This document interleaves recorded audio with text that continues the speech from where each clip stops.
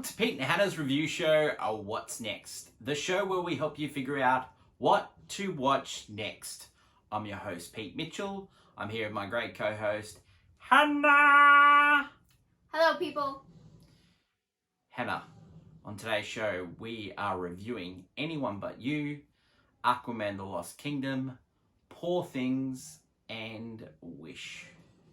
But before we begin, let us tell the viewers what they should do. Pretty please leave a like and subscribe to our channels. Subscribe! And leave a comment down below on the movie that was your favourite this year. Comment down below! Hit the notification button and you'll get great content like this one, including the first annual Watchies. Hannah and I are a bit dusty today. We had a big after party for the Watchies last night with all the stars, and yeah, it was amazing to see all of the award winners. Nominees were a bit harsh. Some of the criticisms of they thought they should have won, but yeah. Well, I don't want to mention names. You know, the Watchies. What happens to the Watchies stays in the Watchies. But what a great show. Don't forget, we've got our AFI podcast, Do the Right Thing, right up now. Heaps of content coming up on the channel. Amazing. But before we begin, as we talked about last night on the Watchies, our 2023 championship belt holder for you, Hannah, it is John Wick Chapter 4. And for me, it is Past Lives. But we also unleashed our worst movie of the year, and it's the Just Fine Award for Worst in Cinema for 2023. For you, Hannah, it is After Everything. And for me, it is Killers of the Flower Moon. Let's get on to the reviews today, and the first review that we're going to do today is Anyone But You. It is a romantic comedy starring Sydney Sweeney and Glenn Powell, from the director of Easy A and Friends with Benefits. Mm-hmm. The elevator pitch. You meet the girl of your dreams, and then she leaves you, and then you say some bad things and she overhears it, and then you become mortal enemies. But the bad thing is your friend is getting married to her sister. Yeah. And the wedding's in Australia, and you have to spend all the time with her while the wedding's going on. Reasons to see this, Hen. it's your classic enemies to lover, fake dating trope of a rom-com. Yeah, it's based on Shakespearean play, Much Ado About Nothing, and, you know, the reason why Shakespeare is used for centuries after centuries, it works. Yeah, it's the classic. And it's just actually well done, put together. It's a just fun rom-com that would definitely slot in with some great watching. Reasons not to see this, there are, like, they play around with the ending a little bit, and you can tell there's some cuts that they had to make late. They did make some recent reshoots only a month or two ago. Yeah, you can sort of tell. It's like when you look at a paint on the wall, and it's some of it's come up off a little bit. You can sort of see it in this movie at all. But I think it's a pretty well made rom-com, actually. Yeah. Should you watch or miss Anyone But You at cinemas, Hannah? I would still give it a watch. It's yeah, like, if you're looking for like a date night movie, or a friend, or you just friends that love to see rom-coms, like this is that movie. It's got some laughs in it. It's definitely got they've gone for an MA rating for some adult type humor, and maybe because the film's set in Australia, they try to use Australian lingo, and so we swear a lot apparently, and so apparently. We do, but like, it's just very apparent in this film, and they really put on these. If you don't like the mockingness of Australia, which, no, everyone loves Australians love mocking themselves, but this really hones in on just, the Australian stereotypes. Yeah, Brian Brown's made a career of playing the same character over and over again, and he does that really well here. Rachel Griffiths plays an American in it, Del Maroney is in it.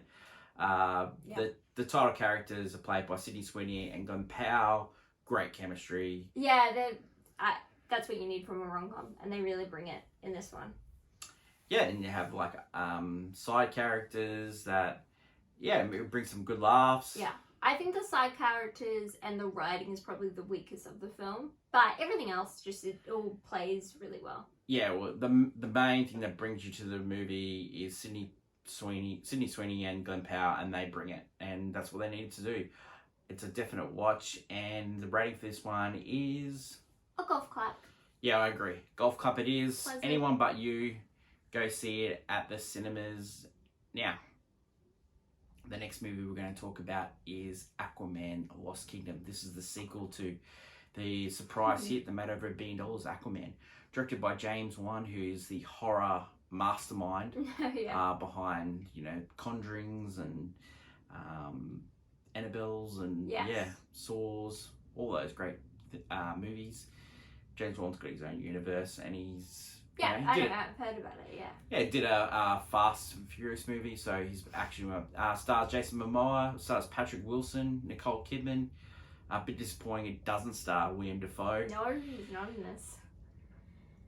Elevator pitch. You are the king of Atlantis, and you've got married, and you've had a baby, and you're trying to rule the seas, but also work on the relations between land and sea.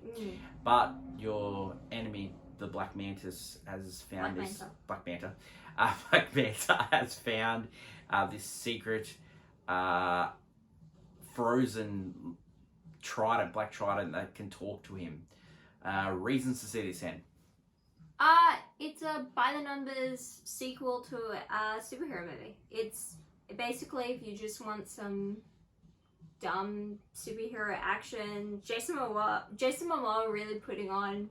This is Jason Momoa as Aquaman the entire time, and it has a great relationship between Aquaman and his brother, brother. which is just so really fun. They play off. They really don't like each other, but Don't call me brother. it's just that's probably the best part of this film. Yeah, and when he it's calls great. him Wilson from and he goes Castaway, get Yes. Wilson. There's some great humor and banter between the two, which Yeah. I just want more of, I guess. Reasons not to see this. Yeah, like I said, the last movie you could tell was reshot. This one you can tell. Yeah. The scenes that were undercooked, the CGI wasn't great, but there's some great set pieces that James Wan's really good at, and just like the first one, the underwater world is just astonishing. It's amazing. Yeah. But some of the stuff on land, they use CGI, and it's just No. pretty bad. The fight scenes are probably some of the worst. I think there's a really great fight scene towards the end with Black Manta and Aquaman, and they're fighting, just combat. But anytime it's like water or stuff, that it's just like pushing water around. It's pretty bland. The DCU has finally come to an end. It's Yes. put us all out of our This is misery. the This is the nail. last one. In the coffin. And I would say it's a definite miss. Yeah. And I would say it is, rating for this one is, I played on my phone. 100%. Look, I'm going to go see it again because I'm Yeah. just a sucker for punishment, and it's right up my alley. But yeah, I agree with him. It's definite miss, and it's definite I played on my phone. Next movie they're going to review is Poor Things. Yes. Poor Things is in cinemas now. It is directed by Yorgos Lanthimos, who directed one of my favourite movies in the last 5 years, is The Favourite, which starred Olivia Colman as Queen Anne, Rachel Weisz, and Emma Stone. This movie stars Emma Stone again, and it also stars William Dafoe, Mm-hmm. and it also stars Mark Ruffalo. Yes. Wow. The elevator pitch. You are a mad scientist Mhm. that likes to experiment, and he experiments on a girl, places a new brain in her body, and you have to teach her how to do stuff. Yeah. And then she goes on a journey, kind of like Young Frankenstein meets Eat, Pray, Love, some smart person said to me once. Frankenstein's monster, because it's Yeah, Young Frankenstein is Frankenstein monster. Yeah, It's a bit more I know, humour. but technically Frankenstein is the guy that made made the monster. Yeah, correct. But I'm Young just- Frankenstein's a little bit more humour. Yeah. A bit more humour. Yeah. That was my I'm fault. sorry, the Frankenstein is nuts. There's humor there. I don't know what you're talking But Young Frankenstein's a great Mel Brooks movie. So, about. reasons to see this in. Reasons to, it's just really well done, incredible journey movie where someone goes on a full-on discovery of themselves. You were walking around like Emma Stone. I was, because I just absolutely was just enthralled with this movie. This movie is held together really well by the acting in this movie is off the charts. Like Emma Stone playing this, basically this woman who is learning to be alive again, and you have Mark Ruffalo playing a sick puppy basically, and Willem Dafoe as a creep scientist, which he's played before. Mark Ruffalo reminded me of like one of the characters from Dirty Rotten Scoundrels. That's what we look like. Oh yeah. Bit of Rupert. Yeah, this movie is great acting and it looks stunning, but not much story there. Reasons not to. It's not for the faint of heart. Like it's not everyone's cup of tea. It's a very strange dark comedy. Yeah, it's a very strange film, and so people who don't like dark comedies or artsy a lot of sex, nudity and stuff. Yeah, but that's more modern. Those things are more so especially in Europe, like that's more of the style, and like that's normal. But it's going to be, some people don't like that, so it's definitely going to be on people's not so much for me. Should you watch or miss this one at the cinema? I would definitely give it a watch. I think if you love Emma Stone and these type of films, it's a really great film to watch. I really enjoyed it. It's a definite golf clap for me.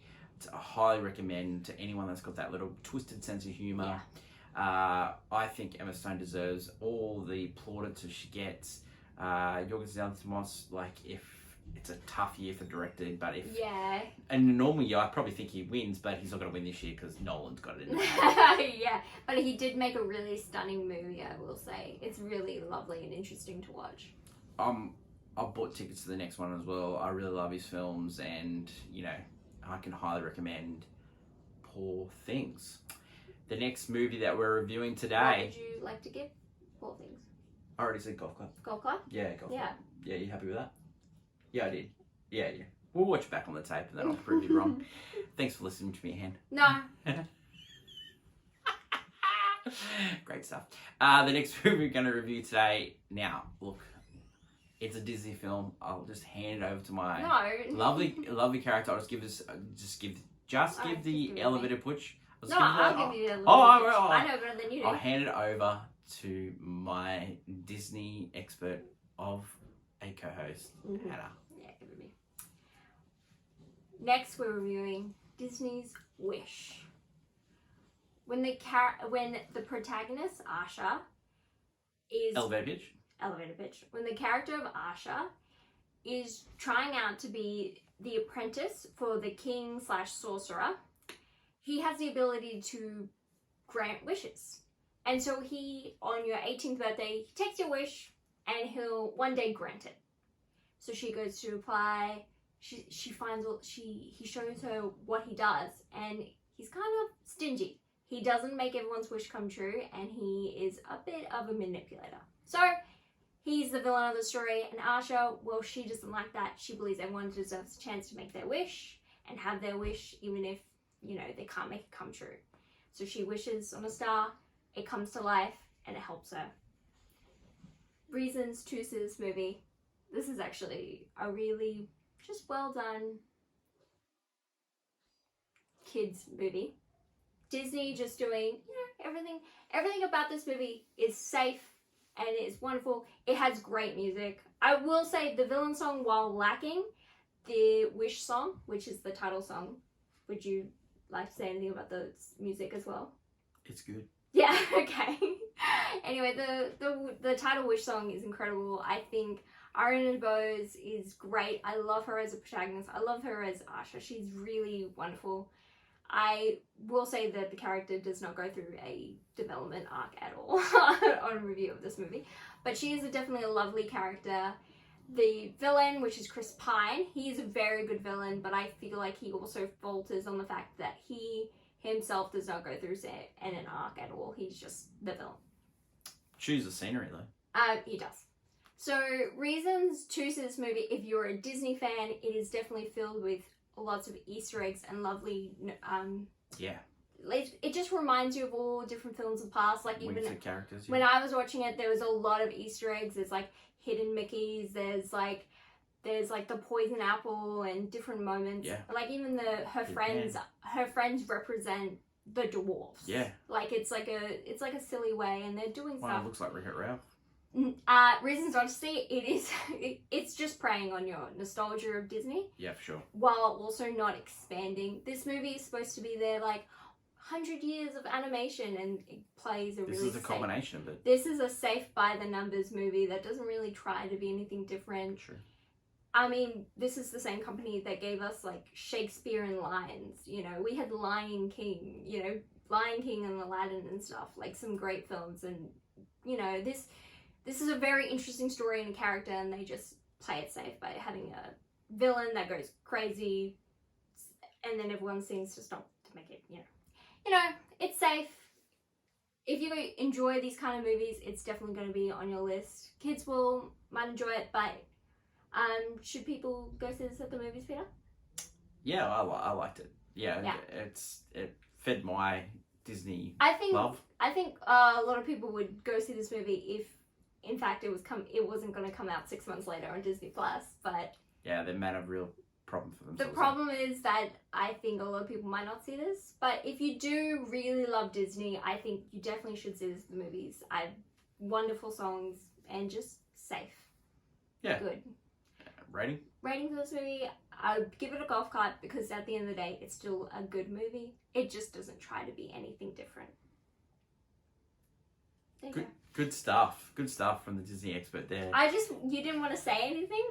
I liked it. I know you liked it a Yeah, lot, I really so I did. thought I you didn't want really- to say anything. Yeah, I just liked it. I just sad because they've done better. Even Encanto, which I don't particularly enjoy, is a better film. I agree, but it just gave me what I wanted from 100 years of Disney. I like the little winks to the characters and stuff like that. I And did, but they I love didn't do Chris anything. Pine. I love Ariana DeBose. It was fine. It was. Whoa! I shouldn't say that word. That's a negative word. It's just fun. No, it was just a good kids movie, and if I had a kid, I'd definitely take them to see that movie. I'm a kid at heart. That is it for the reviews today. Tomorrow we'll drop movie news with the great Hannah, and we'll also do some clickbait back to normal. The usual blockbuster will be dropping later in the week, and we movie championship belt holder year is 2016. Stick around at the end of the video for YouTube viewers, and we'll tell you the answer to can you guess the movie this week. Hannah, anything else to add on this special edition of What's Next, the Boxing Day edition? Yeah, just let us know your favourite movie of the year and your worst favourite movie of the year. Yeah, they're just fine. Yeah. Love it. Thank you, Hannah. Thank you to everyone watching and listening on Apple and Spotify podcast. Don't forget to like, follow, and subscribe. Until tomorrow, when we catch up for movie news, it's bye for now.